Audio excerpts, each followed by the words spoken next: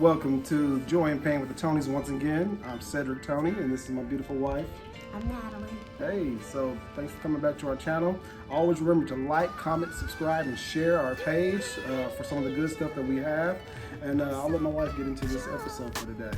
All right, so our topic for today is how does body image and self-image, how does that impact and affect your relationship and that past baggage that you bring with that?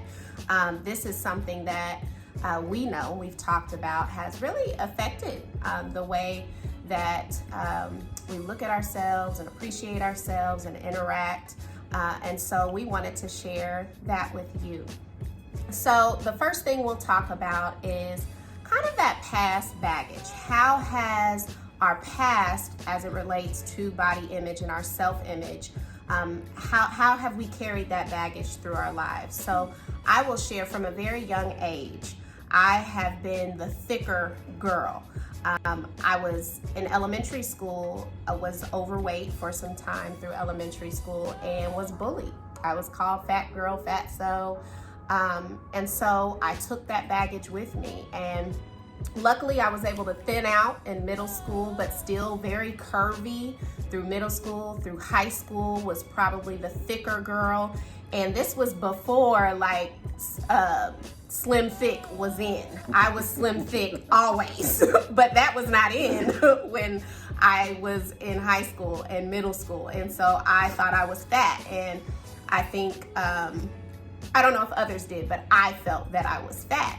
And so I always had a pretty slim waist, but I always had big old legs, big old booty, and I was self-conscious about that. And starting at a very young age, my mom, I think I've shared this in past videos before, my mom has always been on a diet. She and I are very similar in our body size. We're very short. I'm 5'2", she's like 5 foot.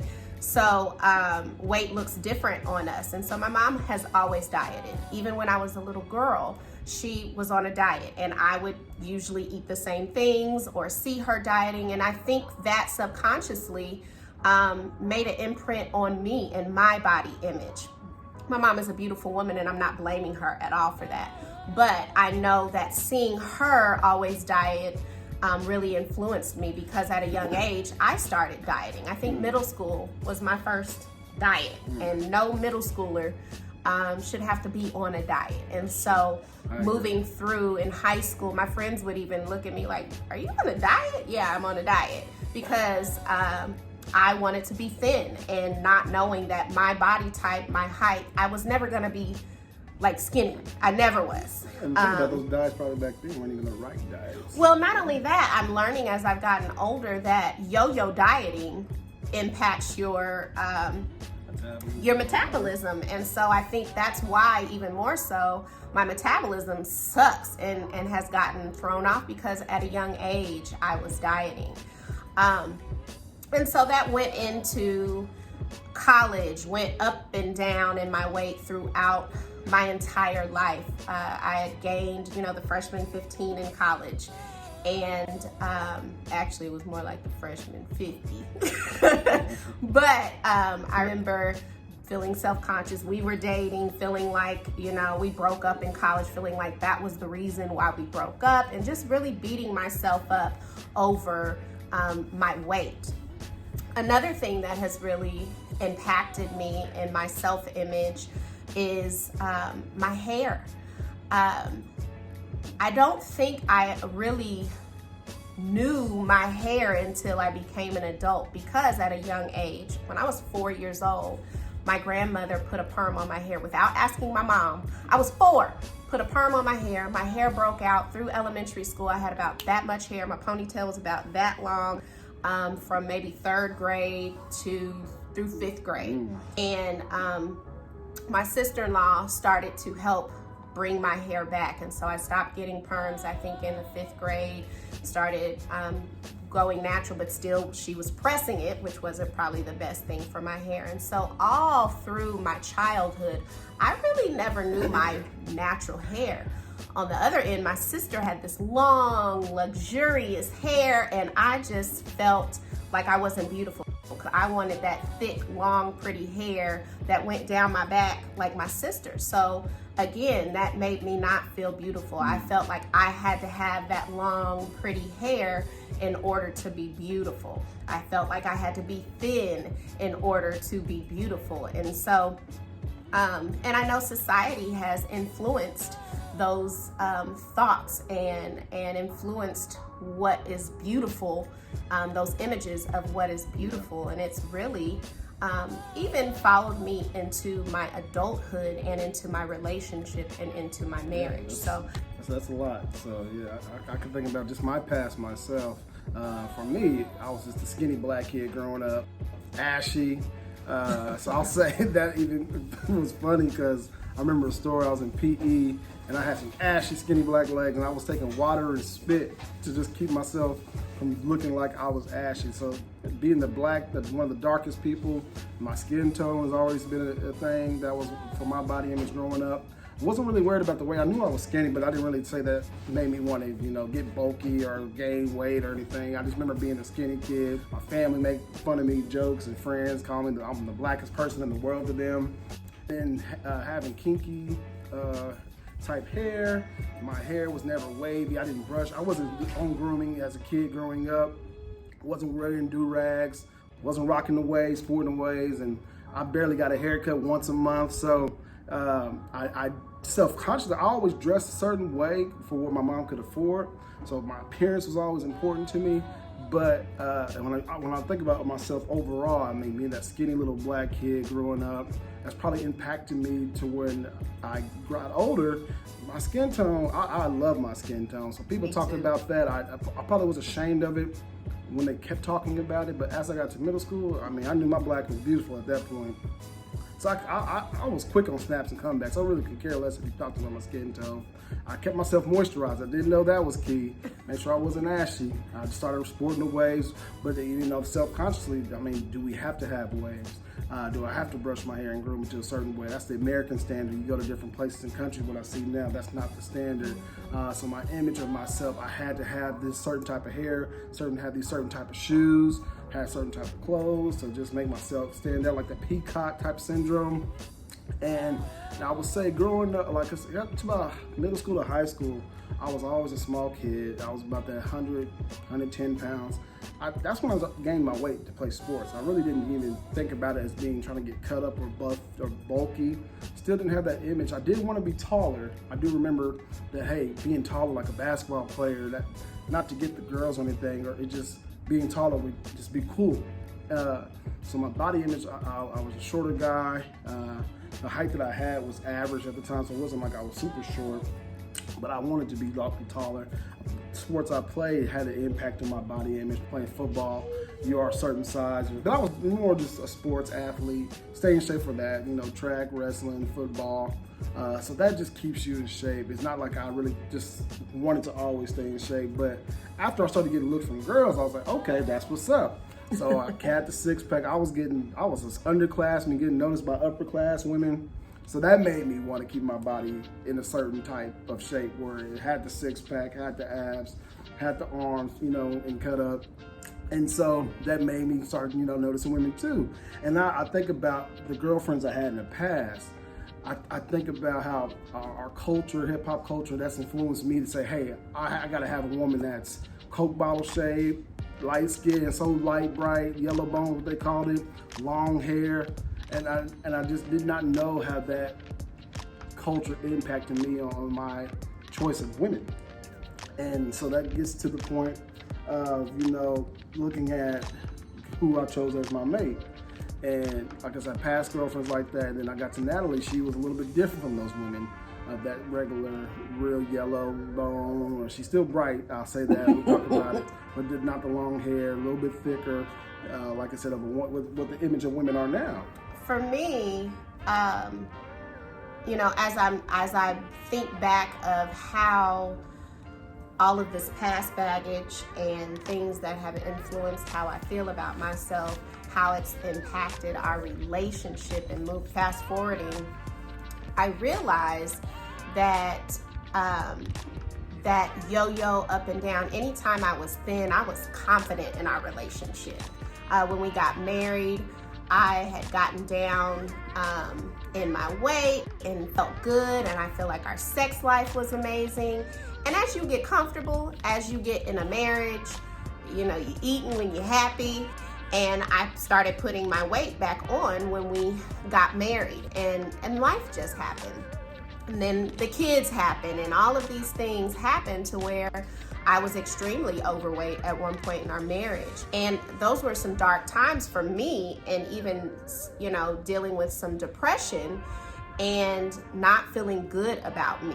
There was a time when we were in our dark days where I knew the reason why he was cheating was because I was not what he married. I wasn't what I was when we were dating. And I felt guilty, and even I think sometimes unconsciously at that time blamed myself for what was happening in our marriage because I wasn't beautiful in my eyes anymore. And that really messed us up. And it taught me that you can't fully love somebody else until you first love yourself. And I wasn't loving who I was. I didn't love me, so I couldn't give what I needed to give to my spouse and to my mate. And like I said, it affected our sex life and just was not healthy. And I think even if, when I gained that weight, if I had been more confident and just said, hey, I'm still sexy, I think it would have really changed some of the things in our marriage. Another thing I would say that has, and still gets to me, is just how society portrays women and having to keep that slim waist. After I had kids, my waist wasn't as slim as I was used to. And so I was always comparing myself to the social media models, and because at one point I feel like I could have been a social media model with my body. But after having children and that changing, I was just struggling, and I know that affected our marriage. And so yeah. I will say, with us being married, and she shared her story, my infidelity could have had a factor subconsciously, and I might even said that, hey, your weight is making me want to, do things to step out, and I didn't realize that. But going back to the past, I did probably think to myself that my wife would have to look like this, I had to have a certain body, it would make me want to do more with my wife, and that's an excuse, it's not a great one, but it makes me really just think about what I did to her and how I did to myself, and then having certain standards. And I do recall getting kind of perturbed that, hey, I'm working out and she ain't working out, and I'm keeping myself up, but why ain't she keeping herself up? And all the emotional stuff that baggage I was putting on her, or even just the baggage of the marriage of how it was when we were in a bad, dark place, makes you probably not want to work out. I'm thinking everything's good and dandy on my side, and she's probably like, I'm F this person every day. And so thinking about that would put a drain and strain on you wanting to keep your image up. And not only that, when you have kids, just the struggle of trying to balance kids and taking care of you. Because I remember right before we had our second son, we were going to do P90X or Insanity workout. Yeah. Literally, we started the Insanity workout, and the next day she was like, I'm pregnant. So it went from, and we were both motivated at the time to stay in shape and be healthy, because I wasn't just still the same when I first came in. Now, I'll say when we first got married and in the first years, I kept it pretty good and tight for myself. I was working out once or twice a day, keep myself healthy. I didn't have a six-pack, but I had a good slim and I had a real good physique, thinking about myself. But then I let loose just recently, like 4 years ago. And I say that was when I started drinking, picking up my alcohol intake more, and just eating unhealthy. Those bad habits made me lose the shape and form that I used to have. And I got too comfortable. And that yo-yoing up and down and not realizing it's not always about being in the gym, it's about what you're eating, being healthy. So now I've turned my body image to being just a health-conscious person, and I'm not there. I'm not 100% there yet. I want to say going in the future for myself, I do want to see myself cut down like 40 pounds. I want to get back to a physique to where it's a good shape, to where my clothes fit right. I don't want to have to buy double XLs. I like an oversized fit. I'm a different style when it comes to clothing and stuff like that, but I shouldn't have to buy 2X. I should be able to get an XL or large if I want to. I don't want my pants to be too tight. I have to go get them altered to get them fit. Where I'm always wearing something skinny and too tight. Everybody talks about me, but I don't care what they think or what they say. I'm not that self-conscious, but I don't want to have to go get extra inches put into my waist and my pants and my trousers and my jeans. So I definitely know I want to have a goal to get myself to an image to where I don't have to get tailored. I'd rather tailor down to get tailored up for myself. I have a great tailor lady, takes care of my stuff, but I don't want my pants to be so skinny that they skin tight. I want to make sure my clothes have some type of breathing room. And for my spouse, I expect some of the things that for her just to be healthy, stay positive, and be on track with it. I think her body's beautiful now. I don't have any complaints. I don't have any issues with it. That thing be poking out in the back, that's all that matters to me, so I'm good. Like you said, I'm gonna backtrack. It's moving real fast. No, I'm saying that's for me. One of the things he said is we found at a certain point in time, it would be like he was on track, then I wasn't. And then I was on track and he wasn't. And we've learned that we both have to be each other's support system. I would find myself just getting super discouraged when he and the boys were eating potato chips and bringing in food, and I'm trying to stick to my diet, and that was an influence. And so when you are with someone, it's important that you both, like he said, be on the same path for healthiness. And we're learning as we're getting older, both of us have had, health issues. And so more recently, Cedric has really realized, I've got to get myself together, because we want to be here for our children. We want to be healthy, and it's right. And it's not so much more about, I still want to be sexy. I want to be sexy for my man, but it's got to be more so, past just the physical. What are we doing to be healthy so that we can be here, and teaching our children healthy habits? Already we've taught them not so healthy habits, and now we're having to go back and reverse that. And so wanting to make sure that we're teaching healthy habits to our children and teaching them self-love, that it's not always about how you look, but being more so healthy and feeling mentally and emotionally and physically, and feeling good about yourself. And it's a journey. It's a lifelong, a lifestyle. We're both learning that. Like, it's not going to happen overnight. And I think that's something that I have done. It's not overnight. I could lose weight real quick back in the day. Now that I'm getting older, I can't lose weight as quickly. And so we're in this, we have to be in this for the long haul, and we have to support each other through that. And I want to look good for my man. I want people to be like, hey, y'all are a healthy couple, but also a good-looking couple. And I want us to be able to do that. Oh yeah, now we always gonna look good when it comes to hair, clothes. We always make sure as a unit when we step out, we look good. But we also want that on the inside, and we want to feel good about ourselves, and we want to be healthy. So, I think that's it. But hold on. But hold on. The image is right here, right now. What you looking at? Who did that? Who did the baby hairs? Right? Oh, yeah. Okay, so as we're talking about body image and all of that, I wanted to kind of tie that into our Black business highlight. So, one of our Black business highlights today is MarkParis Walker. I today have her edge. I'm gonna get real close. You can see these eyes too that I did. Yes, I did my makeup. But this edge control right here, and it's not hard. What I love about it, it's not like super hard. And sometimes you have like edge controls or gels you have to wash out in order for it to be soft again. Like the next day I wake up, it's not hard, and it's back to my normal hair. So that's what I really love too.